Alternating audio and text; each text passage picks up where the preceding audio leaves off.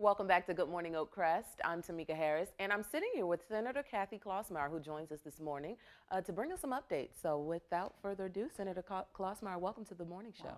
I'm glad to be here. It was quite a weekend, 4th of July weekend. Yeah. And, still trying to fight off the fatigue of that, I guess. I'm telling you, I think everyone is. And so you had a spectacular weekend, I'm assuming? I did. On Saturday morning, I was in the parade in Kingsville. Oh. And then Sunday evening, the real 4th of July, I spent down at Fullerton Fireworks, of which I bet many of the people that live here could see them, and we worked very hard for them. As I think a couple times during the year we talked about having to have different fundraisers to support them because they cost $35,000 or $40,000, and so we have to raise all that money to do that. It's a yearly fundraiser. Yeah, it's a yearly fundraiser, and usually in the springtime we do a couple different fundraisers at different eating establishments. And actually next week, if anybody wants to go to Chili's and eat there, they will donate some of the money back to the fireworks. Chili's restaurant. Yeah, down at the Avenue. So. All right. Well, nice to have you back. Nice to have everyone back from such a wonderful weekend. We want to talk now about what people are talking about. Yeah, it's been an interesting summer. I've been knocking on a lot of doors and just hearing different thoughts that people have. One lady in particular the other day, she's a motorcycle rider, of which her name was Heidi, which I found kind of cute. And anyway, she said, I need to talk to you about something. And her car motor was when she turned it off. And I thought, now, what does she want to talk about? And this is becoming a problem, what the topic was. These little motor scooters on the road, they have no restrictions on them whatsoever. And she said, you know, as a motorcycle rider, I have to wear a helmet. I have to have insurance. Right. And she said, so therefore I take care of myself, and as well as if I run into somebody. Right. And she said, these people can run into my car and they have no insurance, and if they don't have any money, I get stuck for the bill. And I said, you're right. That is true. And she said, and the helmet too, you know, they don't have to wear a helmet, I do. We spoke about that for a while, and I did tell her 2 years ago I had put legislation in Annapolis saying they should have insurance and saying they should be wearing helmets. But the big pushback comes from places like Ocean City, where they rent these bikes all the time, and they don't want all those restrictions. So that was 2 years ago. And last year in Annapolis, I believe there were a few bills in that were just kind of floating around, but they didn't go anywhere. But I think I'm going to try to renew the efforts again in January. God willing, I'm back there, because I just think it's important for people who don't have those motorcycles to give you some insurance, assurance that if somebody runs into you, you're not going to be footing the bill. So in other words, we're talking about civil safety.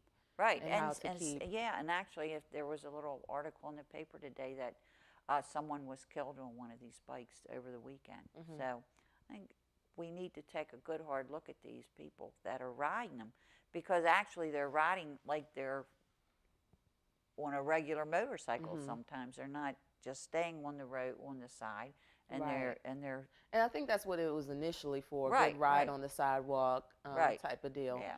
But I think folks are taking it a little bit further and pushing the limits. And you hate to say don't do it, but I'm trying to protect all the people that own cars and everything else. So. Well, you know, you always keep your ear to the ground. Right. And so what are some other things folks are talking about? Well, you know, the one thing and there was an article in the paper last week about it, and I've heard bits and pieces about it, is the problem with the water problem in Baltimore City as far as not paying your water bill.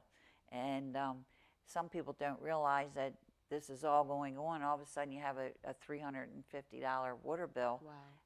But you can't just all of a sudden pay it, because all of a sudden the city has a lien on your house. And So people have lost their houses, been foreclosed on their houses Okay, so because let's of go this. back, Senator Klausmeier. These are folks who have not been paying their water bill on time. Right. Okay, so because of back payment, after a Right. while, the city puts a lien on their Yeah, property. and then all of a sudden you can lose your house. I mean, it's one of Wow. those complicated legal kind of things. And that's And legal? and yeah, Okay. and so we did have legislation in last year, of which I really didn't support it because it went statewide, and some of the other folks from different parts of the state were saying, well, my county doesn't do that. We don't work that way. So I think the problem is mainly in Baltimore City. And I think, and I think there'll be another push to get that bill, maybe just for Baltimore City. Well, And do you we'll think see. people aren't paying the bill because of negligence or because simply they don't have the money? It could be both. Okay. Could be both. But who would know that you'd lose your house because Right. of it? So it's kind of a weird thing. So I don't want to see anybody lose a house because they didn't pay a $300 bill. So they have to have that opportunity. So. And if folks are having an issue paying their water bill, is there help in the state? Oh, maybe not in the state, but in the city. I think that if you look ahead and start asking for help, you'll get help somewhere. And I think that goes with a lot of different things with social service kind of issues. If you ask for help and energy assistance, you can get that help, but you have to ask for it. And there's insurance programs for children, and they're always kind of like just shaking the bushes and all to try to get more and more children on on those programs. But sometimes people just aren't aware, and sometimes people just don't care about these things, and they need to ask for help. Yeah, because there seems to be a huge consequence to that action. Well, Right. we're here with Senator Kathy Klausmeier, who gives us some updates. She is so famous for keeping her ears to the ground and in the community, and so she brings to us today a wonderful amount of information. And so after this quick commercial break, we'll be back to talk with Senator Klausmeier more. Continue watching WOCV here on Channel 973. Stay tuned.